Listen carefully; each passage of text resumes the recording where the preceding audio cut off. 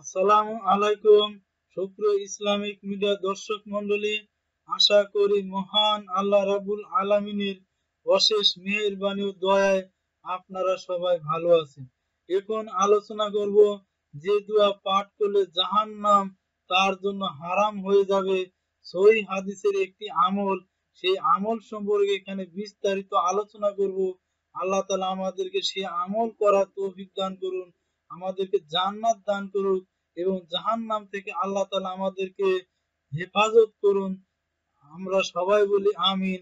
তাহলে চলুন আমরা সেই সহিহ হাদিসের আমলটি জেনে নেই, যে আমল করলে আমরা জাহান্নাম থেকে আমরা মুক্তি পেতে পারি।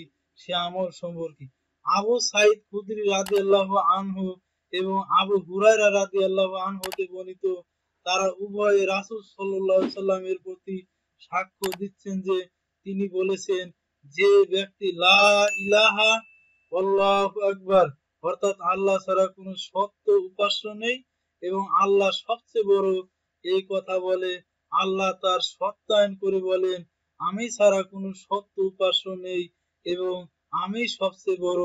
আর যখন সে বলে লা ইলাহা ইল্লাল্লাহু ওয়াহদাহু লা শারীকা লাহ অর্থাৎ আল্লাহ ছাড়া কোনো সত্য উপাস্য নেই, তিনি একক, তার কোনো অংশী নেই, তখন আল্লাহ বলেন, আমি ছাড়া কোনো সত্য উপাস্য নেই, আমি একক, আমার কোনো অংশী নেই।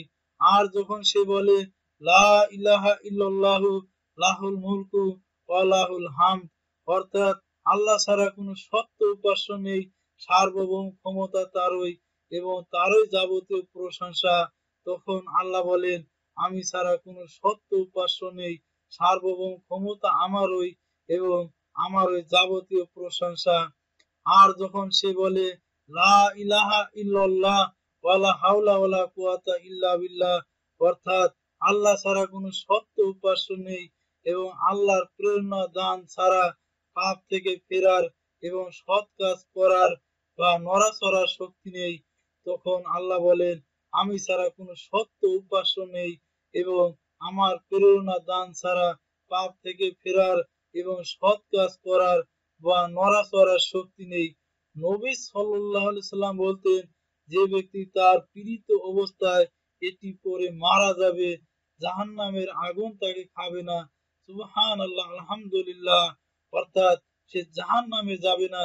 তিরমিজি শরীফ 3430 নম্বর হাদিস, ইবনে মাজাহ 3794 নম্বর হাদিস।